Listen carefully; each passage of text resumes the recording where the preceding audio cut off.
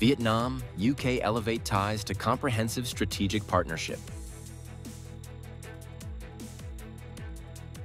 U.S. China summit raises hopes for easing trade tensions. Rural schools shine in provincial grade 12 excellent student competition. Hello, so good to see you again in today's news by Nghệ An Press and Broadcasting Agency. I'm Hong Yin and let's get started. Party General Secretary Tu Lam and the UK Prime Minister Keir Starmer have issued a joint statement upgrading Vietnam-UK relations to a comprehensive strategic partnership, opening a new chapter in the two nations' long-standing friendship and cooperation. The statement was released during General Secretary To Lam's official visit to the United Kingdom of Great Britain and Northern Ireland. The joint statement outlines 6 key pillars of cooperation: politics, diplomacy, security, defense; economy, trade, investment; science, technology, innovation; environment, energy, green transition; education, culture, tourism; and regional and international coordination. The two leaders agreed to double bilateral trade turnover and strengthen cooperation in green economy, digital technology, and high-quality human resources. The UK affirmed its readiness to support Vietnam's goal of achieving net zero emissions by 2050 and to encourage British businesses to expand investment in Vietnam. Both sides emphasized that upgrading their relationship and signing a series of new agreements will serve as an important foundation for deepening bilateral cooperation. On the morning of October 30th, Chinese President Xi Jinping and U.S. President Donald Trump just held their first face-to-face meeting since 2019, marking a new step in bilateral relations after more than 6 years of a break in direct dialogue at the highest level. The meeting took place in Busan, South Korea, on the sidelines of the APEC summit.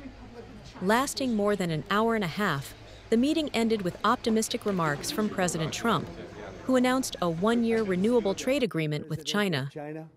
Under the deal, the U.S. will reduce tariffs on Chinese goods from 57% to 47%, while China will resume imports of American soybeans. Trump also said rare earth issues had been resolved and revealed plans to visit China in April, while Xi is expected to visit the U.S. later. The meeting concluded Trump's 5-day tour of 3 Asian nations before his return to the U.S. Meanwhile, U.S. President Donald Trump has ordered the Department of War to immediately resume nuclear weapons testing to match other nuclear powers such as China and Russia in their testing of nuclear weapons. In a post on Truth Social, Trump declared that testing would begin immediately to ensure the U.S. maintains its nuclear deterrent capability amidst other countries accelerating the development of strategic weapons. Trump asserted that the U.S. possesses more nuclear weapons than any other nation. Russia ranks second, and China expected to catch up within 5 years.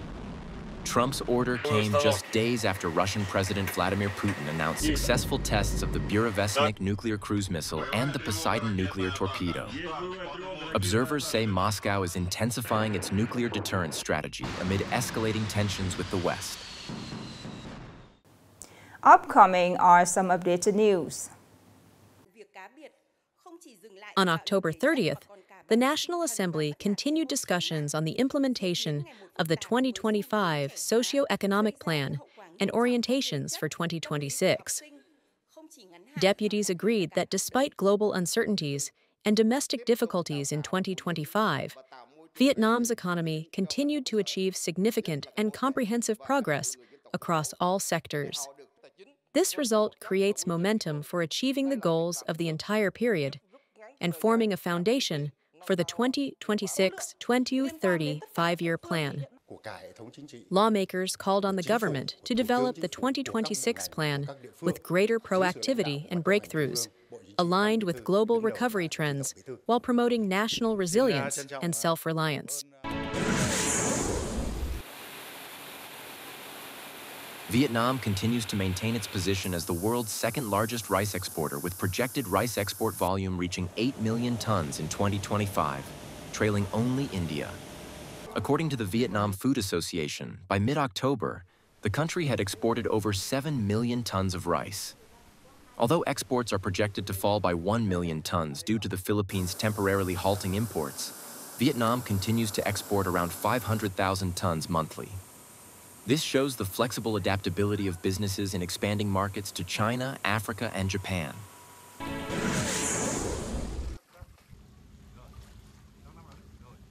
Record-breaking rains and floods in central Vietnam, particularly in Hue and Da Nang, have left many areas submerged, causing extremely severe damage.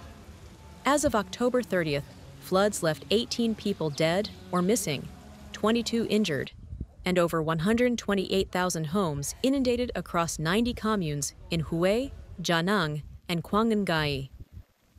At least 176 houses were destroyed or swept away. Continuous heavy rainfall has also crippled transportation networks, with landslides and blockages reported on major highways throughout the region.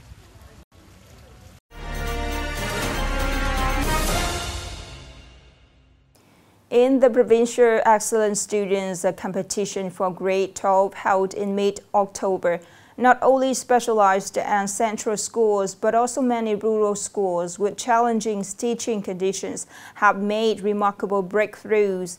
Many students won first prizes and top scores in subjects that were traditionally not the strengths of rural students. More in the story today. With 27 students winning awards in almost all subjects, including 3 first prizes, Yen Thong 2 High School rose to 8th place in the province, jumping nearly 10 spots compared to last year. This result confirms the strong progress of a rural school, which still faces many difficulties. I was confident that I could win a prize in physics. I wasn't so sure about mathematics, but I ended up with the first prize in math. That was a surprise. Besides my own efforts, the school and teachers played an extremely important role in guiding and imparting knowledge. Regarding general education quality, Yen Thong 2 High School also ranks highly in the annual high school graduation exams. This year, the school was among the top 4 schools with the highest average scores in the province. The most important solution is to motivate teachers, record their efforts and honor their achievements, promptly adjust teaching and learning methods in response to curriculum changes, prioritize evaluating students' competencies and qualities. Also a rural school with limited learning conditions. In recent years, Phan Thuc Truc High School's results in the Provincial Excellent Student Competition have always been among the top. This year, the school won 32 awards, including 4 first prizes. This result reflects the school's teachers and students' efforts to overcome difficulties. We consider the task of cultivating excellent students a central mission of the school. So, training talent students is very important. Teachers not only focus on academic performance, but also care about the students' well-being.